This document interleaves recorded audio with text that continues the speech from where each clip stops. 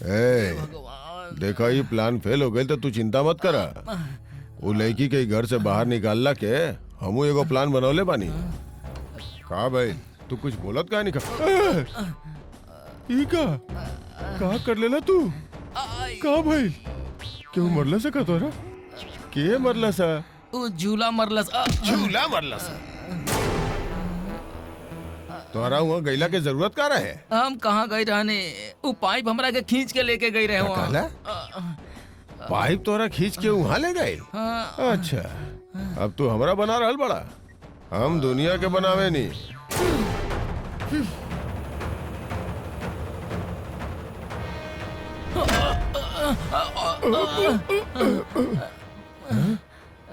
ई का रहल? का भइल बेटा? अब का भइल? घड़ी के पेंडुलम तोरा समय बता रहल बा का? अभी हम का बताई रहुआ के? कुछ बताई तो भरोसा ना करब। अच्छा सुना, एगो बहुत जरूरी काम बा। जा तैयार हो क्या बा? हाँ ठीक बा।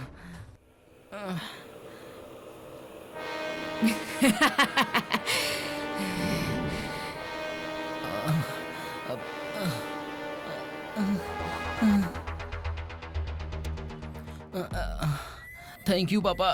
रहुआ इलाज कराओ खातिर हमके अस्पताल लेके आई नहीं। झूला से मार खाए वालन के इलाज ना होखेला। आई नहीं हमनी के यहाँ। वो डीएनए टेस्ट के रिपोर्ट घर वालन के पता चले से पहले हमनी के पता चले के चाहिए। यही खातिर हमनी ये जाइल बानी। सर अंदर आ सकता नहीं डॉक्टर? बैठी बैठी। Thank you doctor. हमने के जो डीएनए टेस्ट कर ले रानियों का रिपोर्ट आ गई बा। अरे वाह।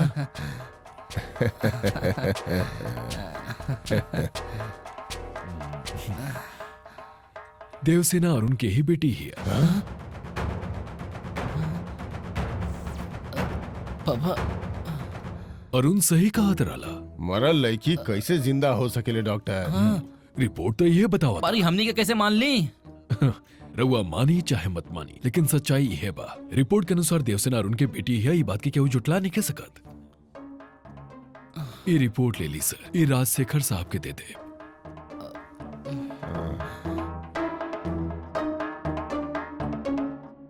डॉक्टर हाँ अगर ये डीएनए रिपोर्ट सही बा तो राउर हॉस्पिटल के सील करे के पड़ी। का बोल रहल बानी रउआ? राउर हॉस्पिटल में जानकी के डिलीवरी भइल रहे और राउर रिकॉर्ड में ही बा कि माँ और बेटी दोनों मर गई रहली। और अब अगर रउआ बोल रहल बानी कि देवसेना अरुण की बेटी बिया तो वो दिन जोन बच्चा मरल वो मरल ना रहे, यानी रउआ बच्चा के अदला बदली कैले बानी। ये सच नहीं खे, ऐसा नहीं खे हो सकत। अगर भूल ना भइल रही तो डीएनए रिपोर्ट निगेटिव होके के चाहिए, पर ऐसा नहीं खे कर मतलब राउर हॉस्पिटल में भूल भइल बा, है ना? एजा ऐसा कुछ नहीं के भाई। रउआ बेवजह बड़बड़ करतानी। हम बड़बड़ कर रहल बानी ना। पिछला हफ्ता ऐसा ही एगो हॉस्पिटल में बच्चन के अदला बदली के घोटाला भइल रहे। पैसा के लालच में जौन वार्ड बॉय बच्चा के बदलले रहे वो हमनी के पार्टी के आदमी रहे। हमनी के आदमी ही गड़बड़ कैले रहले। यही से हम सीधा मिनिस्टर के पास गए नी बात के हल निकाले खातिर। और मिनिस्टर के रहले?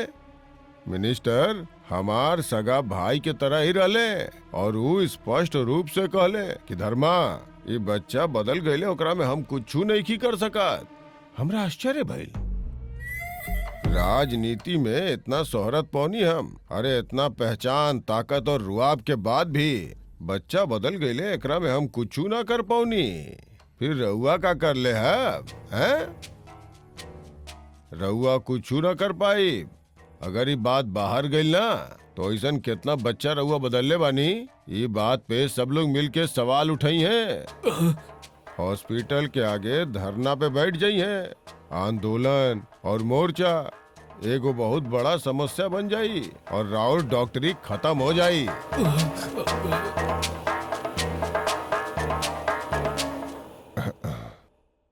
टीसी के फोन आ रहल बा।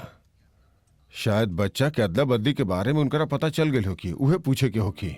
हाँ मूर्ति, हाँ, यहाँ बा। हाँ बोली ना। डीसी के फोन है, उनकरा से पूछा वो बदरल लड़की के बात नहीं कल चाहत ना। कौन सी लड़की? अरे वो गवर्नमेंट हॉस्पिटल के वो बच्ची गायब भइल के ना, ओकरा बारे में ही हाँ, पूछल हाँ। चाहत हो कि फोन उठावा और बात करा। और उनकरा से कहा पापा यहाँ पे बालाजी नर्सिंग होम में ही खड़ा बाड़े और बच्ची बदलाइल भी है, ओकरे बारे में बात कर रहल बाड़े। हाँ हाँ उनकरा के यहाँ पे बुला ला हैं? सर ऐसा मत करी सर, डीसीपी के एजा मत बुलाई सर, प्लीज मत बुलाई।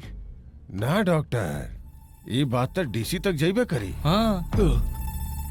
ना तो अगर डीसी के पता चलल कि हमरा पता बा तो वो हमरा पे गुस्सा करिए ना डॉक्टर। प्लीज सर ऐसा कुछ मत करी सर। हम एगो ईमानदार राजनेता बानी डॉक्टर, लोगन के समस्या संसद तक पहुँचौले बिना कैसे रहा। प्लीज हमार हेल्प करी सर, हमरा के एकरा से छुटकारा दिलवाई सर, छुटकारा दिलवाई। रहुआ ऐसा चाहता नहीं। अब का करी? ना डॉक्टर, हम कुछ ना कर पाई। अरे तू डीसी के फोन करके बोला ना यहाँ आवे के। ना ना ना ना डीसीपी के ना, हम रउआ सामने हाथ जोड़ता नहीं, पुलिस तक ले मत जाई प्लीज। डॉक्टर, लोग रउआ सामने हाथ जोड़े ले और रउआ हमरा सामने हाथ जोड़ रहल बानी। हमरा लगे और कोनो रास्ता बचल भी तो नहीं है सर। हम कहा मदद करी राहुल। रउआ जौन अदला बदली कैले बानी उसे हमार बहन के परिवार पे कितना बड़ा संकट आ गइल बा। अब अपना परिवार के खिलाफ जाके रउआ के का सलाह दी बताई?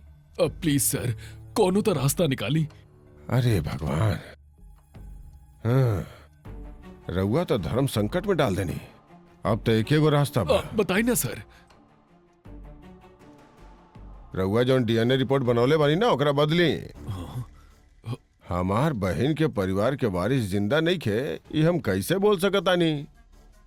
सर रउआ सोचले बनी तो रउए कर सकतनी, प्लीज सर।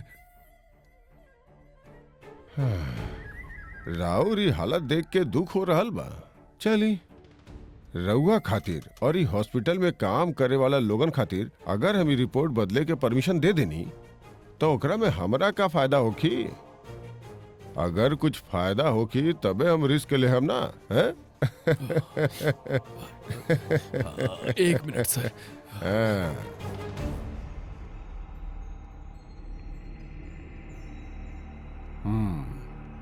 चेक भर रहल बा।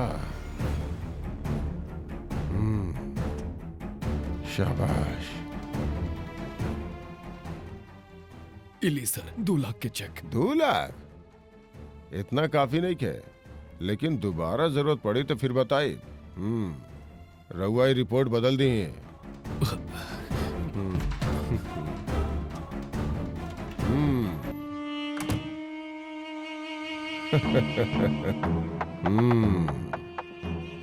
पापा नाटक तो सही रहे, बाकी हमनी के रिपोर्ट चेंज करे आए रहनी ना। रउआ उनकरा से 2 लाख काहे लेनी, हमरा कुछ समझ नहीं क्या आवत। देखा बेटा, हम राजनेता बानी, बिना पैसा ले ले काम करब तो डॉक्टर विश्वास ना करी। ओकरा शक ना होके यही खातिर पैसा लेनी।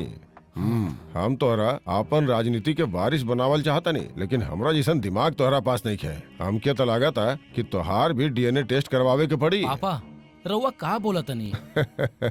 राजनीति में टेंशन ना लिहल जाला, शांत रहल जाला।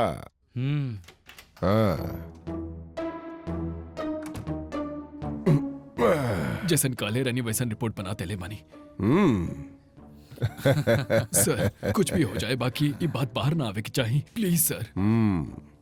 डॉक्टर, राजनीति में जबान के बहुत कीमत होखेला। एक बारी धर्म वचन दिलस ना तब पलटी ना। चिंता मत करें। चला बेटा। फिर कब मिलल जाई?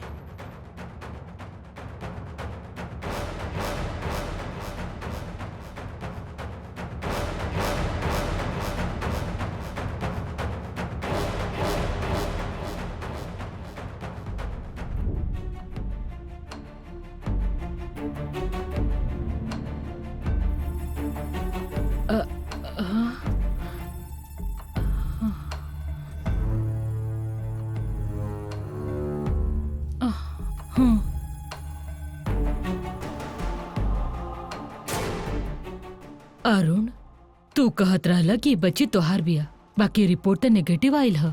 अरुण बेटा, रिपोर्ट तो नेगेटिव आइल बा, फिर बच्ची के इजा काहे रखल जाए? अभी के अभी एकरा के छोड़ के आवा। देखी हम एकरा के कहीं छोड़े वाला नहीं खी, ये हमरा साथे ही रही। काहे रही? केहू और के बच्ची तहरे साथ काहे रही? काहे कि हमार बिटिया हिया। अरे कैसे तोहार बेटिया? अबे तो पता चलल कि डीएनए रिपोर्ट नेगेटिव आइल बना, फिर भी ऐसा बोला थोड़ा। अब तो सच पे यकीन करा। ऊ साच था, वो हमरा के आदमी बतैले रहे। के रहल उ आदमी अरुण? ऊ है स्वामी नाम के आदमी हा। जानकी के जब अस्पताल में भर्ती करेले रहनी तब बगल के ही वार्ड में ओकर बीवी मौजूद रहली। ओकर बच्चा जन्म लेते ही मर गई और यही से वो बच्चा बदल देलस, ऐसे नु खुद हमरा के बतैले बा।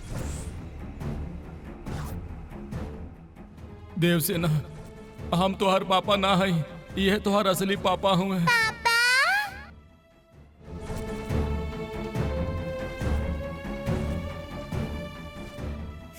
जौनी बच्ची के लेके गेल रहे उहे हमरा के सब सच बतैले बा और ओकर बात पे हमरा पूरा विश्वास बा।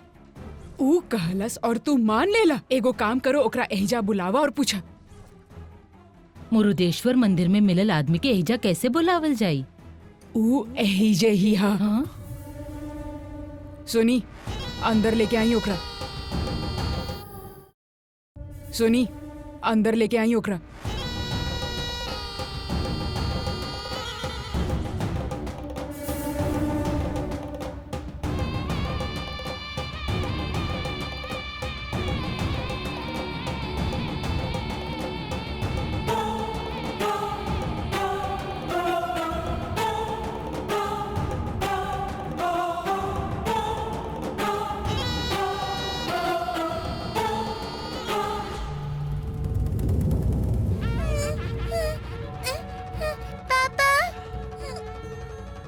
लगता तू दोनों के बीच कौनो गलत फहमी भइल है। सच बतावा के।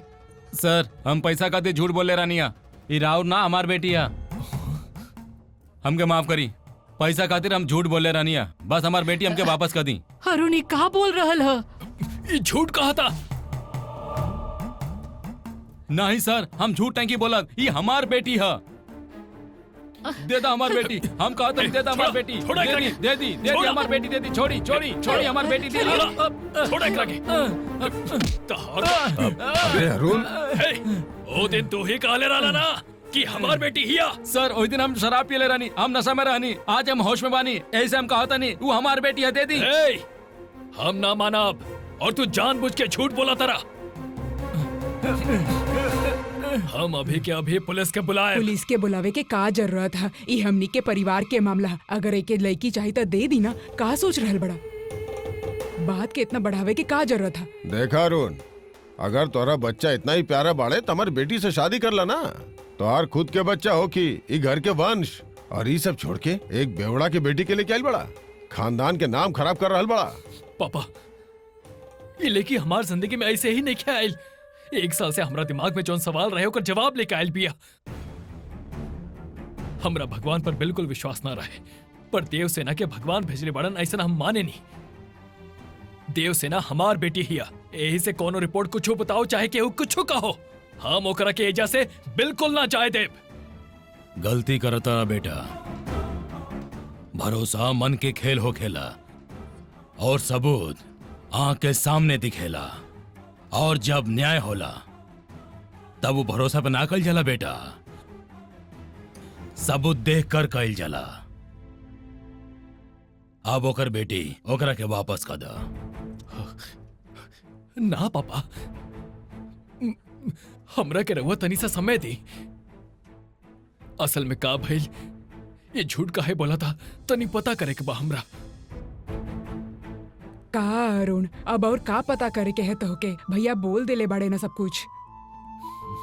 तई लड़की के अब फौरन वापस दे दा। इतहार लड़की बिया न त लेके जाए एकरा यहाँ से। दूर हट, हमार बेटी के दूर हटा। हम कौन तनी छोड़ी। कहीं ना छोड़ा, छोड़ा हमार बेटी। चला छोड़ा, छोड़ी हमार बेटी है। छोड़ी हटा, छोड़ी दूर हटा। हम कहा था नहीं छोड़ी हमार बेटी। छोड़ दी हमार बेटी, छोड़ा एकरा के। हमार बेटी। चला अरुण रुक जा, जाए दो के वो ओकर बेटी है। अरुण हम कहता नहीं। अरे बेटा बस हो गई। अरे जाए दो के। शांत हो जा बेटा, शांत हो जा। अरुण तू नहीं रुको जा सकता हमार बेटा। बेटी के। अरुण, देवसेना, अरुण, अरुण।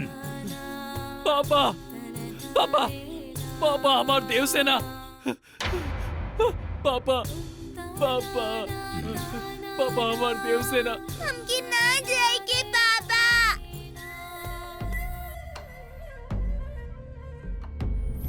हमनी के घरे आके देव सेना अरुण के बेटी ना तहार बेटी है ऐसन बोल के ओकरा के लेके जा। इला एडवांस।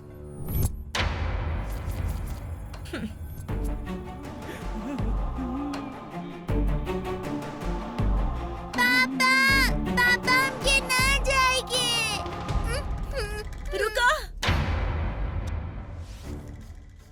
मन्नी डीएनए रिपोर्ट नेगेटिव आइल बा, बाकी हम काहे मान ले कि तोहार बेटी बाड़ी? देव सेना तोहार बेटी बाड़ू, ये बात के तोरा पास का सबूत बा? ये बच्ची एकरा के पापा कहलसिया। ई बच्ची तो छोटका मालिक के भी पापा और जानकी दीदी के माँ कहले रही। सुना गंगा, आइंदा से कबो भी हमनी के परिवार के मामला में तू अपन टांग मत अड़ही। हम परिवार खातिर ना, बच्ची खातिर बोलतानी। अगर ये आदमी एकर बाप बा तो बच्ची खुश काहे नहीं खे? ई रो काहे रहल बाड़ी? अरे एमे कौन से बड़ बात है?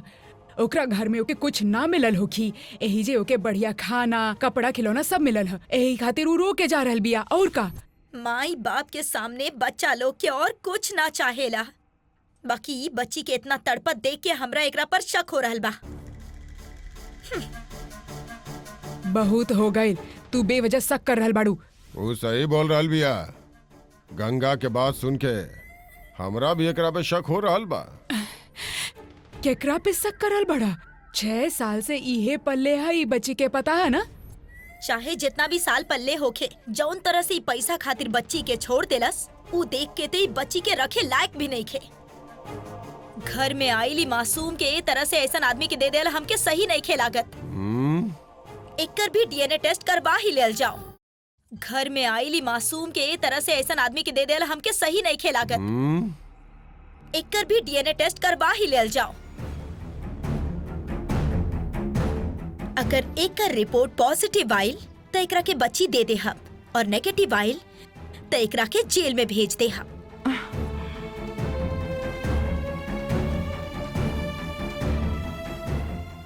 कहा बोल रहल बाड़ू तू? ई अरुण के बिटिया नई खे साबित हो गइल ना, तब एकर डीएनए टेस्ट करवाए के हमनी के का जरूरत है?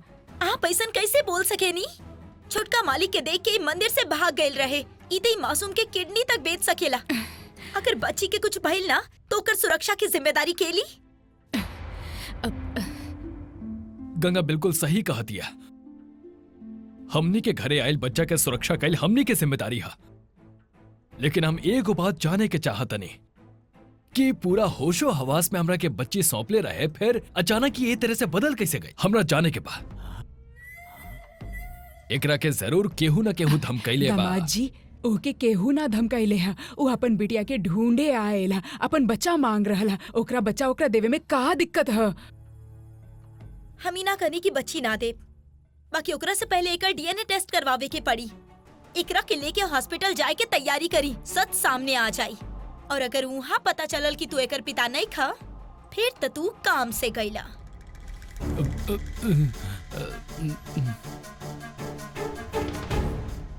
हम सच बताओ तनी,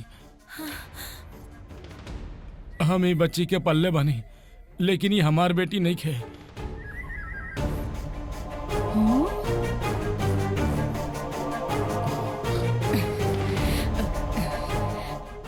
थोड़ा देर पहले कहत रहे कि एकर बेटी बाड़ी, और अब देखा का कह रहल बा। अगर बच्ची एकरा हवाले कर दे तब पता ना बच्ची के का होखित। ए, तू फिर से स्वीकार कैला ना? अब तो ई तारा साथे कहीं ना जाई। दा। अरे ई एकर बिटिया नहीं खे, तो अपना घर में भी एकरा खातिर कोनो जगह नहीं के, समझला? ई एहिजा बिल्कुल ना रह सकेली। अरे रुक जा अरुण, अभी तो हर शादी होके वाला बा, और ऐसा समय में ये बच्ची के घर पे रख के कोनो गड़बड़ मत करा। अरे जाए दई बच्ची के। हम बच्ची के कहीं ना जाए दे। तू एकरा अपन बेटी बना के ई घर में ना रख सकेला। तब फिर ठीक है, ई हमार बिटिया बन के रही। भले ही देव सेना के साथे हम 2 ही दिन रहले रहनी, बाकी हमरा बहुत पसंद दिया। एगो बच्ची भले ही आदमी के परवरिश में ना पले, बाकी औरत के परवरिश में पले के चाहिए। देव सेना के हम गोद ले ले।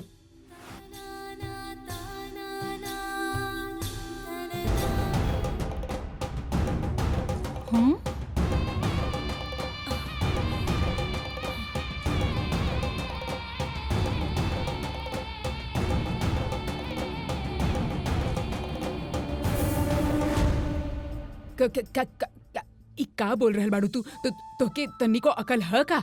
हम फैसला कर ले बानी। हम देवसेना के गोद ले रहल बानी। ओहो अरे ओमकार देखा का कह रहल बियाई, तहार बेटी कह रहल बिया कि ई लड़की के गोद ले ली और तू कुछ ना कह रहल बड़ा। एकर ब्याह के कुछ सोचले बड़ा कि ना कि तू समझावा एकरा। हमके हमार ब्याह की चिंता नहीं खे। ओसे अच्छा था हम ही बच्ची के माई बन के रहा। आज से देवसेना हमार बिटिया है।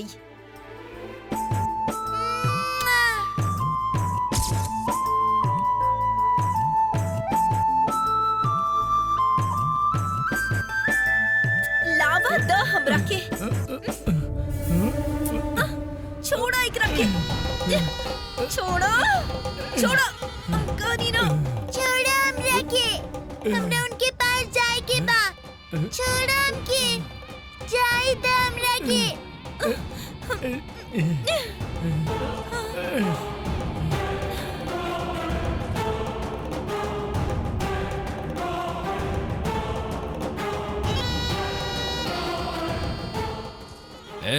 अब तो आ रहे जा कौन काम। चला निकला निकल जाए जैसे।